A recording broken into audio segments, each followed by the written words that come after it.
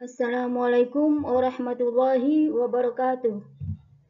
Salam SMK Bisa kepada seluruh guru dan siswa.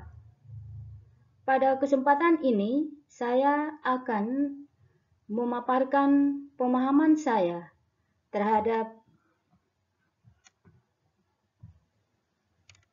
mengapa kurikulum perlu berubah. Adapun tujuan dari presentasi ini adalah untuk menyebarkan pemahaman saya tentang topik mengapa kurikulum perlu berubah. Ada dua alasan Bapak dan Ibu serta siswa sekalian. Mengapa kurikulum itu perlu berubah? Ada dua alasan pentingnya perubahan kurikulum. Satu, untuk menyesuaikan dengan kebutuhan murid atau siswa. Dua, untuk menyesuaikan dengan perkembangan zaman. Kedua alasan tersebut akan coba saya paparkan. Kurikulum yang baik adalah kurikulum yang sesuai dengan zamannya. Kurikulum bersifat dinamis dan terus dikembangkan sesuai dengan konteks dan karakteristik murid demi membangun kompetensi sesuai dengan kebutuhan mereka di masa kini dan masa depan. Saya akan coba memberikan ilustrasi saat saya masih bersekolah dulu. Dulu ketika ada tugas dari guru, saya menyelesaikan tugas dengan mengunjungi perpustakaan dan kemudian menyetorkan secara langsung. Tidak ada pilihan lain.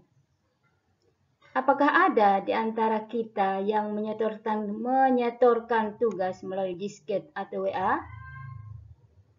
Kini banyak referensi atau media yang murid bisa gunakan. Dan pilihan masa depan mereka banyak. Kalau dulu seorang siswa ditanya mau jadi apa, hanya akan menjawab menjadi dokter, guru, polisi, atau insinyur.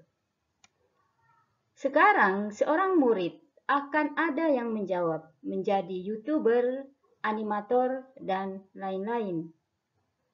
Dulu di masa ibu bersekolah tidak ada pilihan pekerjaan seperti itu. Generasi sekarang memang susah dipisahkan dari teknologi. Jadi Bapak dan Ibu dapat memanfaatkan teknologi ini untuk meminta siswa mencari referensi di internet atau membaca buku teks elektronik di HP. Jadi tanpa buku di perpustakaan, pembelajaran bisa berjalan karena ada banyak pilihan media yang bisa siswa gunakan saat ini. Nah, contoh di atas sebenarnya hanyalah segelintir dari perubahan zaman. Sehingga kurikulum pun mau tidak mau harus berubah untuk menampung semua kebutuhan siswa. Kurikulum masa dulu tidak bisa diterapkan untuk masa sekarang, mengingat perkembangan teknologi tentu mempengaruhi perkembangan siswa. Jika kurikulum tidak diubah, akan terjadi gap antara perkembangan kompetensi siswa yang sesuai dengan kebutuhan diri mereka. Siswa kita akan tertinggal karena tidak mendapat pembelajaran yang sesuai dengan kebutuhan mereka di masa kini maupun masa depan. Mari kita lihat makna kurikulum. Kurikulum adalah pondasi pendidikan. Jika pondasi tidak kuat, maka akan mudah roboh dan muatan yang ada di dalamnya akan ikut jatuh yang dampaknya dapat berakibat fatal. Kurikulum merupakan pemandu kita, Bapak dan Ibu guru, dalam menyusun pembelajaran. Kurikulum adalah jantungnya pendidikan. Kurikulum merupakan pusat dari pengembangan pembelajaran. Lalu siswa atau murid? Murid adalah pusat pengambilan kebijakan kurikulum dalam menentukan pembelajaran, sehingga kemerdekaan muridlah yang akan dikedepankan agar kebutuhan mereka terpenuhi.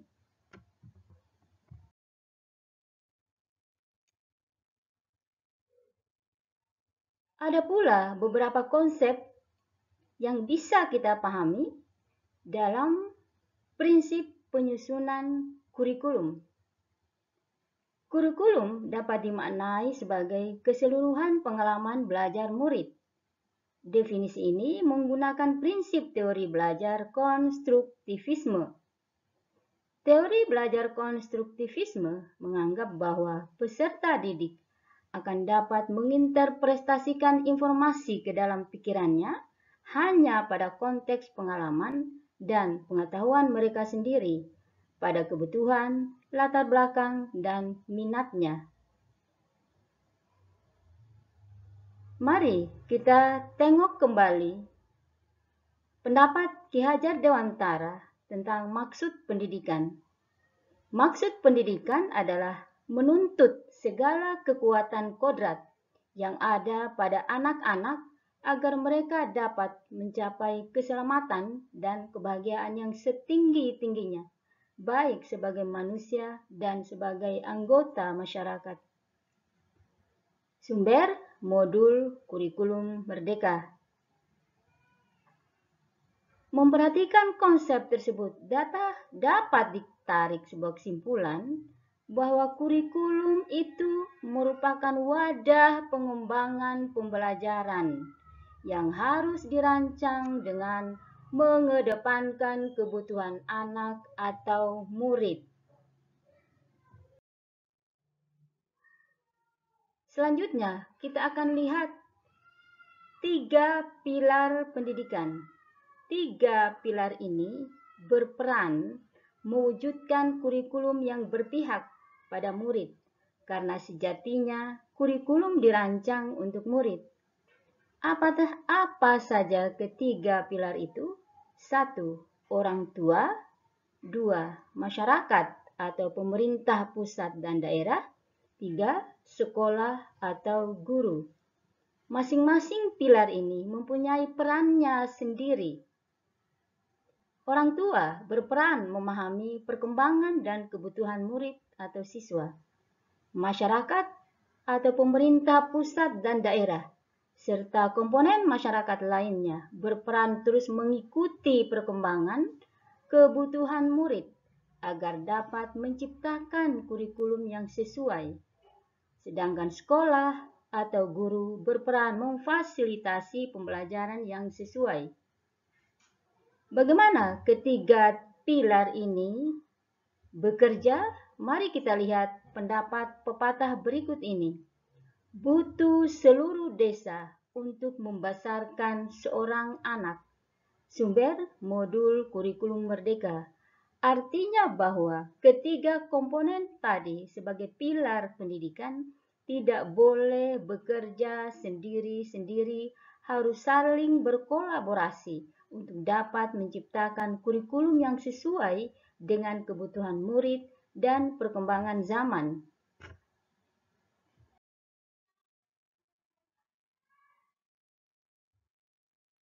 Demikianlah presentasi penyebaran pemahaman yang saya miliki kepada Bapak dan Ibu guru sekalian, agar saya dapat mengetahui kelebihan dan kelemahan saya di dalam memaparkan penyebaran pemahaman saya ini. Saya akan meminta kesediaan Bapak, Ibu, dan siswa sekalian untuk dapat memberikan umpan balik dengan pertanyaan yang sudah saya siapkan. Pertanyaan ini akan saya muat dalam Google Form dan saya akan kirimkan kepada Bapak dan Ibu untuk memberikan umpan balik. Pertanyaan pertama, apakah manfaat presentasi yang telah diikuti hari ini? Kedua, alasan perlunya mengubah kurikulum adalah apakah kurikulum Merdeka tepat diberlakukan saat ini? Bagaimana pendapat Anda? Apa saran Anda terhadap presentasi hari ini yang dilakukan oleh Ibu Hamsiah Saudin? Terima kasih atas perhatian semuanya. Wassalamualaikum warahmatullahi wabarakatuh.